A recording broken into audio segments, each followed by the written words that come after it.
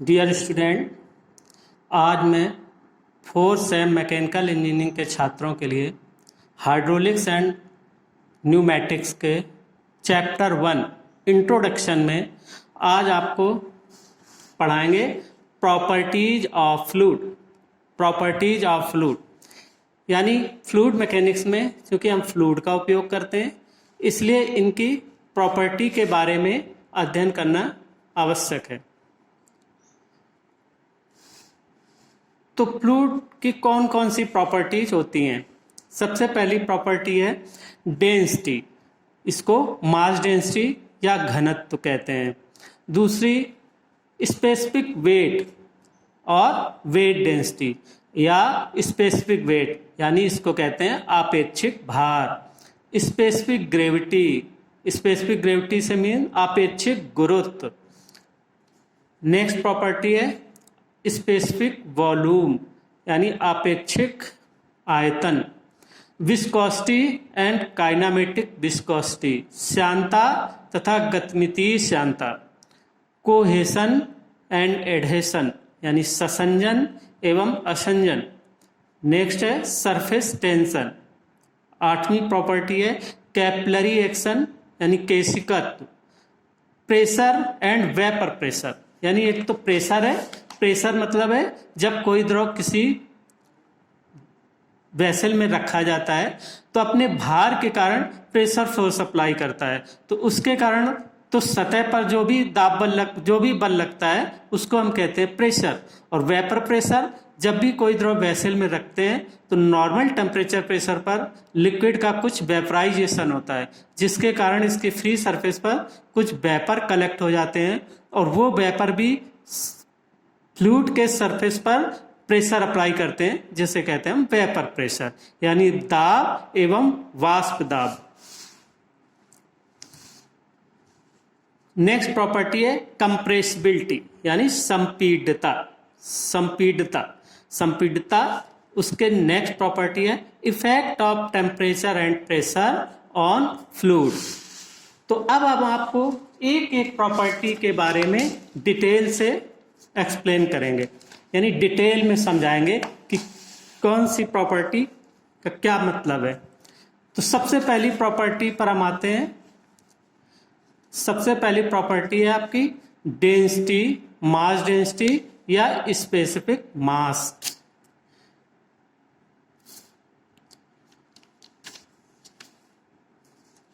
तो mass density से क्या मतलब है कि किसी तरल की इकाई आयतन की मात्रा यानी मास को उसका घनत्व कैसे है, और इसे हम एक सिंबल रो से प्रदर्शित करते हैं।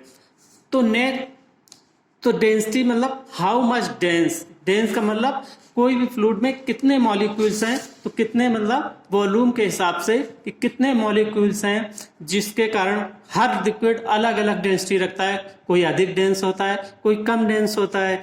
तो यानी हम किस में लेते हैं यूनिट वॉल्यूम। अगर उस वॉल्यूम को कलेक्ट करेंगे तो जितने ज़्यादा मोल्स होंगे उतना ही ज़्यादा उसका मास होगा। तो यानी rho equal to m upon v यानी मास अपॉन वॉल्यूम। तो इसकी यूनिट क्या होगी केजी पर मीटर क्यूब। केजी पर मीटर क्यूब, क्योंकि मास की इकाई एमकेएस एसआई में क्या होती है केजी, या एसआई यूनिट क्या कहते हैं न्यूटन सेकेंड स्क्वायर पर मीटर 4। ठीक है, तो अब देखो इसको हम कैसे समझ सकते हैं कि सपोज हमने 1 लीटर पानी लिया, 1 लीटर केरोसिन ऑयल लिया, 1 लीटर दूध लिया, 1 लीटर कोई दूसरा फ्लूइड लिया। अगर हम इनको देखेंगे तो सबका मास डिफरेंट होगा, क्योंकि इसका मतलब ये है कि हर लिक्विड की डेंसिटी अलग अलग होती है। ठीक है, तो इसीलिए हमें इसकी प्रॉपर्टी को पढ़ना आवश्यक है कि कौन सा कितना डेंस है, तो कहाँ किसकी जरूरत है उसके हिसाब से। दूसरी प्रॉपर्टी है स्पेसिफिक वेट और वेट डेंसिटी। अब वेट क्या होता है कि किसी भी ग्रह में जब भी पृथ्वी जितने गुरुत्वाकर्षण के कारण जितने गुरुत्वाकर्षण के द्वारा किसी पिंड को अपनी ओर आकर्षित करता है, उससे उसका वेट निर्धारित होता है। इसका मतलब क्या है कि हर ग्रह का ग्रेविटेशनल एक्सेशन अलग अलग होता है, इसलिए हर ग्रह पर वेट अलग अलग होगा।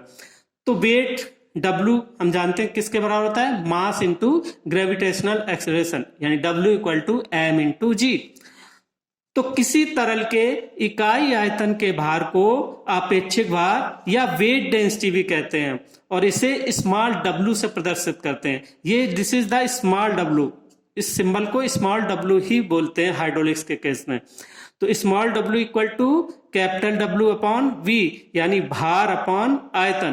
तो इसकी यूनिट क्या होगी, केजी ऑफ फोर्स मीटर पर मीटर क्यूब या न्यूटन पर मीटर क्यूब। ठीक है, अब इस वेट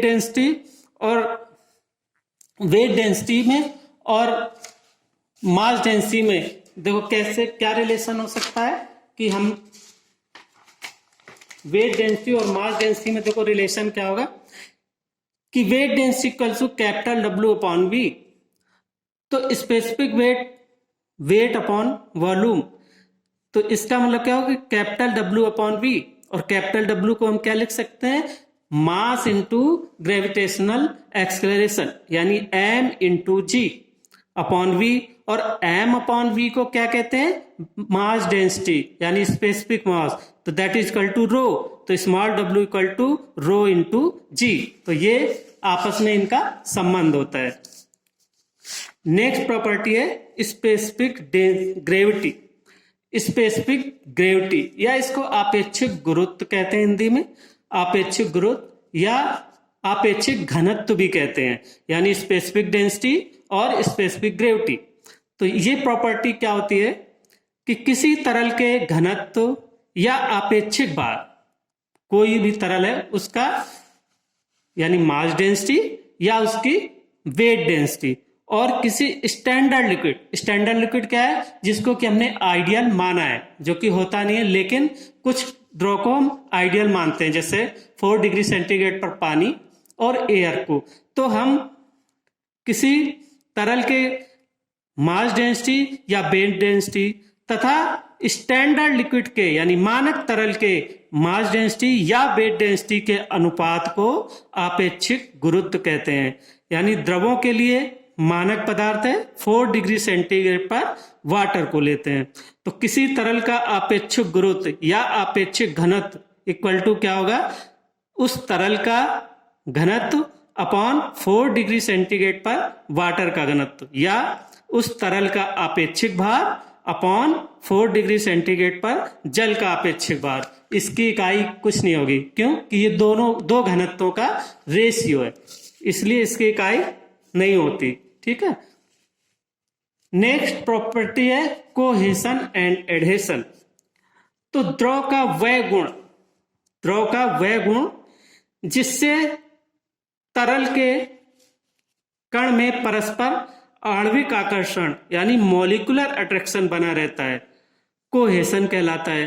यानी उसी लिक्विड के पार्टिकल, जो डिफरेंट पार्टिकल मॉलिक्यूल से मिलकर लिक्विड बनता है, तो उसी लिक्विड के पार्टिकल के आपस के बीच में मॉलिक्यूलर अट्रैक्शन फोर्स, जिससे कि द्रव एक दूसरे को अट्रैक्ट करते हैं, कोहेसिव फोर्स कहलाता है, कोहेशन कहलाता है। ये प्रॉपर्टी कोहेशन कहलाती है, जिससे कि एक ही फ्लूइड के मॉलिक्यूल्स जब आपस में मॉलिक्यूलर अट्रैक्शन बनता है उनके बीच में, वो कोहेशन कहलाता है। और वह मॉलिक्यूलर अट्रैक्शन फोर्स जिससे कि द्रव के कण आपस में एक दूसरे को अट्रैक्ट करते हैं, कोहेसिव फोर्स कहलाता है।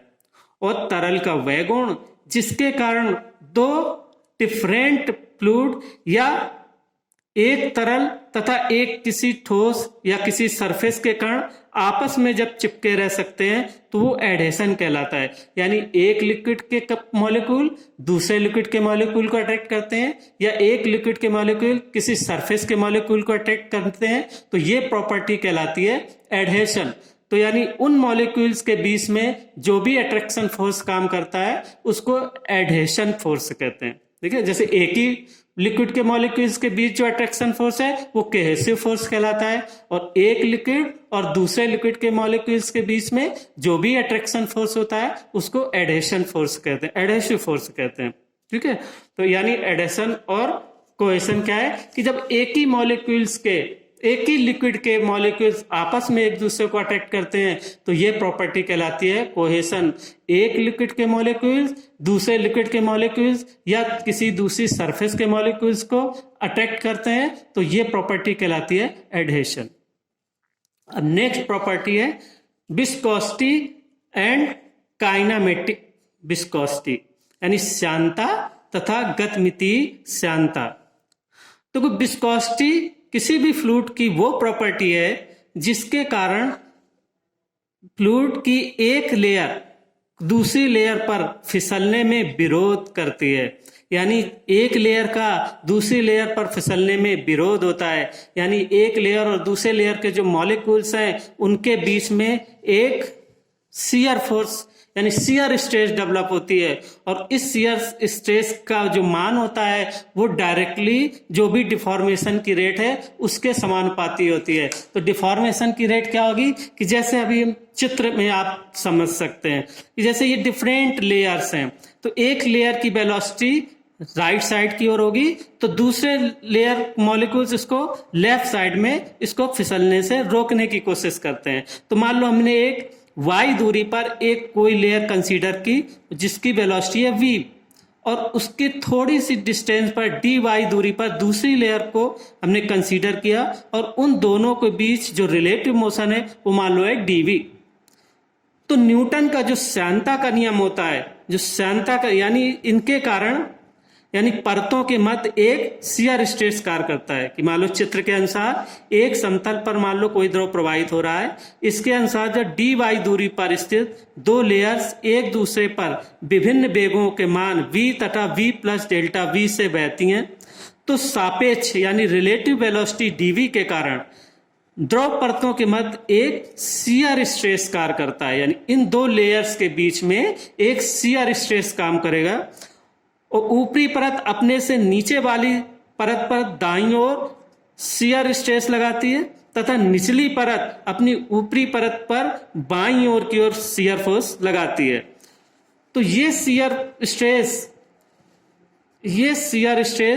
स्थिर समतल सतह से दूरी y के सापेक्ष वेग परिवर्तन की दर के समानुपाती होती है। इसे हम इस शियर स्ट्रेस को एक सिंबल है टाउ टाउ से प्रदर्शित करते हैं। तो क्या कह सकते हैं, tau is directly proportional to dv over dy, जहां पर dy जो डिस्टेंस है दो लेयर्स के बीच में, और dv दो लेयर्स के बीच की रिलेटिव वेलोसिटी है, क्योंकि एक लेयर दाईं ओर और दूसरी लेयर बाईं ओर को इसका विरोध करती है। तो tau equal to mu dv over dy, जहां पर म्यू एक कांस्टेंट है, और ये म्यू न्यूटन का ये म्यू विस्कोसिटी कहलाता है। जो म्यू सिंबल है ये विस्कोसिटी, यानी जितनी विस्कोसिटी अधिक होगी उसी हिसाब से शियर स्ट्रेस जो है वो ज्यादा डेवलप होगी। कम विस्कोसिटी होगी तो फ्लूइड आसानी से फ्लो करेगा, यानी एक लेयर दूसरे लेयर के ऊपर आसानी से फ्लो कर सकती है। जितनी विस्कोसिटी कम होगी, जितनी विस्कोसिटी बढ़ती जाएगी शियर स्ट्रेस का मान भी बढ़ता जाएगा, क्योंकि हम देखते हैं tau equal to mu to dv upon dy, तो म्यू का मान ज्यादा होगा तो टाउ भी बढ़ता जाएगा, तो फिसलने में यानी फ्लो करने में उतना ही कठिनाई होगी। तो हमें ऐसे फ्लूइड को फ्लो कराने के लिए उतना ही ज्यादा एक्सटर्नल फोर्स देना होगा। ठीक, क्लियर। तो ये कहलाता है न्यूटन का श्यानता समीकरण। तो अभी हमने जब पहले बताया था कि व्हाट इज न्यूटेनियन फ्लूइड, तो हमने ये कहा था ना कि न्यूटेनियन फ्लूइड क्या है कि जो कि tau is directly proportional to dv upon dy, यानी न्यूटन के श्यानता समीकरण का पूर्ण रूप से पालन करते हैं, वो कहलाते हैं न्यूटोनियन फ्लूइड। और जो समान न्यूटन की श्यानता यानी विस्कोसिटी इक्वेशन का पूर्णता पालन नहीं करते, फॉलो नहीं करते, वो कहलाते हैं नॉन न्यूटोनियन फ्लूइड। तो अब आपको न्यूटोनियन और नॉन न्यूटोनियन फ्लूइड के बारे में क्लियर समझ में आ गया होगा। अब इस श्यानता की देखो इकाई है म्यू, जो होता है एक कांस्टेंट है, और इसे हम कोफिशिएंट ऑफ डायनामिक विस्कोसिटी या विस्कोसिटी कहते हैं। अब देखो यूनिट कैसे निकालेंगे कि mu equal to tau upon dv over dy। अब टाउ क्या होता है, स्ट्रेस क्या होती है, स्ट्रेस आपने साइंस में कभी पढ़ी होगी कि फोर्स अपॉन एरिया, और dv over dy, dv is the velocity तो इस क्या होता है, डिस्प्लेसमेंट अपॉन टाइम, यानी विस्थापन बटे समय, और इनटू dy विस्थापन। तो विस्थापन विस्थापन कैंसिल हो गया, तो क्या होगा, फोर्स की होती है न्यूटन, एरिया की होती है मीटर स्क्वायर, अपॉन 1/सेकेंड। तो क्या यूनिट बनी इसकी, कि Newton second per metre square, यानी डायनामिक विस्कोसिटी की जो यूनिट होती है वो होती है Newton second per metre square. इसको सीजीएस में अगर हम बदलें तो इसकी इकाई होती है पॉइस, और 1 poise equal to 1/10 newton second per metre square, यानी 1 poise equal to 1/10 newton second per metre square. अब दूसरी चीज है काइनामेटिक विस्कोसिटी, निरपेक्ष गतिक श्यानता।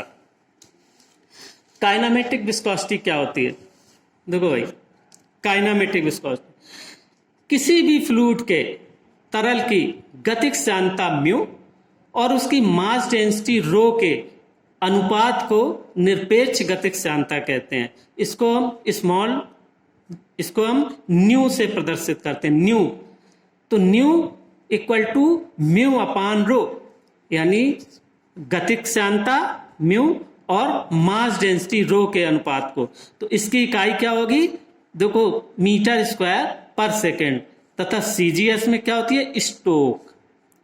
तो ये आपको याद रखना होगा, क्योंकि अभी न्यूमेरिकल प्रॉब्लम जब आपको करवाएंगे तो ये बदलनी होंगी इकाइयां, तो इसीलिए इन इकाइयों को आप याद कर रखेंगे, तभी आसानी से आप कन्वर्ट कर सकते हैं।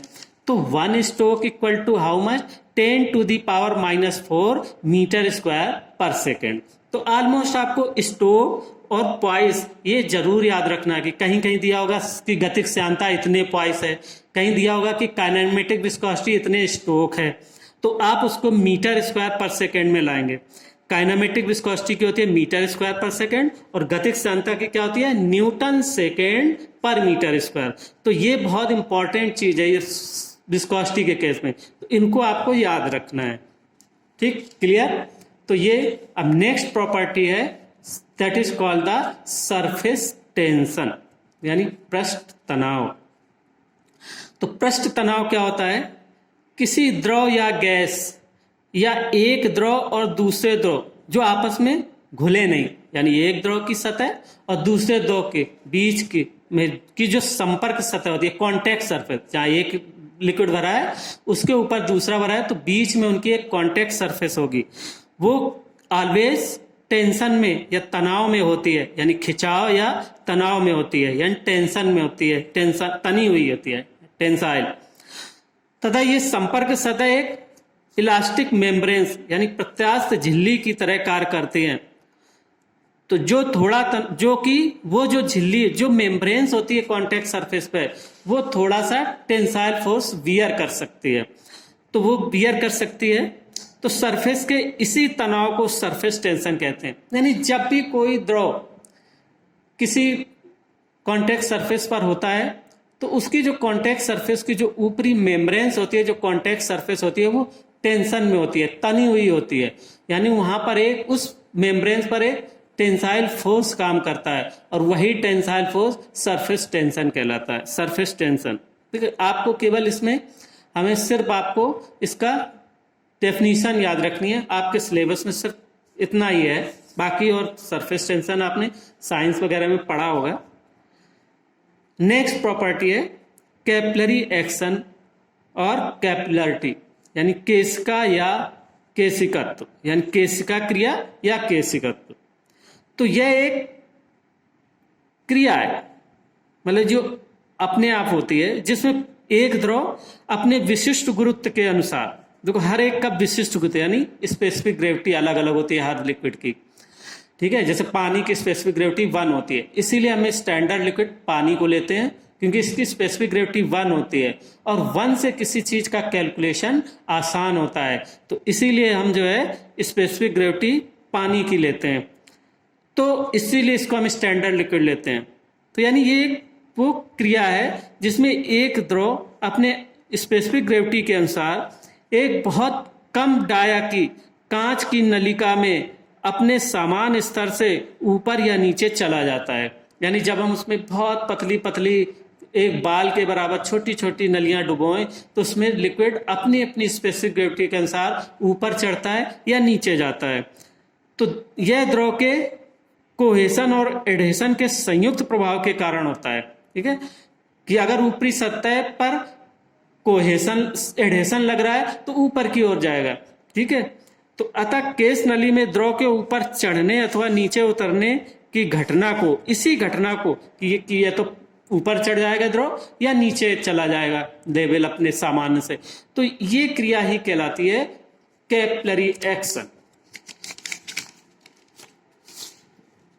तो सिविल इंजीनियरिंग में इसका बहुत महत्व है, क्योंकि हम उस सॉइल को देखते हैं उसमें वहां की किस तरीके की नमी है, तो इससे क्या होता है कि सीलन आती है, उसी के अनुसार हमें इसमें डैम प्रूफ कोर्सिंग की भी जरूरत होती है। ठीक है, अब नेक्स्ट प्रॉपर्टी है प्रेशर एंड वेपर प्रेशर। तो देखो प्रेशर तो अभी आपको पता है क्या होता है। प्रेशर कि तरल जिस वेसल में रखा जाता है अपने भार के कारण उसकी कॉन्टेक्ट सरफेस पर एक फोर्स लगाता है, तो इस भार के कारण जो भी कॉन्टेक्ट सरफेस पर टोटल फोर्स कार्य करता है उसको तो हम कहते हैं कुल दाब, यानी उसे हम कुल दाब, जिसे कि हम कैपिटल पी से प्रदर्शित करते हैं। और ये सरफेस के हमेशा परपेंडिकुलर कार्य करता है। और इसी प्रेशर फोर्स को यानी यूनिट एरिया में लगने वाले टोटल प्रेशर फोर्स को हम प्रेशर या इंटेंसिटी ऑफ प्रेशर कहते हैं। यानी small p equal to P upon A, यानी इसकी इकाई क्या होगी, P की होगी न्यूटन और एरिया की होगी मीटर स्क्वायर, तो इसकी इकाई होगी न्यूटन पर मीटर स्क्वायर। ठीक है, अब एक चीज आती है प्रॉपर्टी वेपर प्रेशर। तो हर लिक्विड के लिए अलग अलग होता है, क्योंकि हर लिक्विड का अपेक्षिक भार अलग अलग होता है, इसलिए हर लिक्विड का भार अलग होगा, तो कॉन्टेक्ट सरफेस पर टोटल प्रेशर फोर्स भी अलग अलग लगाएगा। तो इसीलिए ये हर लिक्विड के लिए दाब, ये एक प्रॉपर्टी है, हर एक का दाब अलग अलग होता है। ठीक है भाई। अब वेपर प्रेशर, क्योंकि सभी द्रव वाष्पीय यानी वेपराइजेशन होकर गैस बनाते हैं, तो इस प्रकार नॉर्मल टेम्परेचर पर सभी द्रवों की अपनी सतह के ऊपर अपने मॉलिक्यूल्स को फ्री करके वेपराइज होने की टेंडेंसी होती है। यानी बंद बर्तन में रखे द्रव के ऊपर खाली स्थान में उस द्रव की वेपर्स भरी रहती हैं, यानी वो वेपर वहीं पर भरेंगी, जब वेपराइजेशन होगा तो वेपर बन बन के उसके ऊपर कलेक्ट होंगी। तो द्रव सतह के ऊपर एकत्रित वाष्प द्रव पर प्रेशर डालती हैं, जिसे कि हम वाष्प दाब कहते हैं। और वाष्प दाब इक्वल टू वाष्प का कुल भार बटे इफेक्टिव सरफेस का क्षेत्रफल। ठीक है भाई। नेक्स्ट प्रॉपर्टी आती है कंप्रेसिबिलिटी यानी संपीडता। तो संपीडता किसी भी फ्लूइड का वह प्रॉपर्टी है, वह गुण है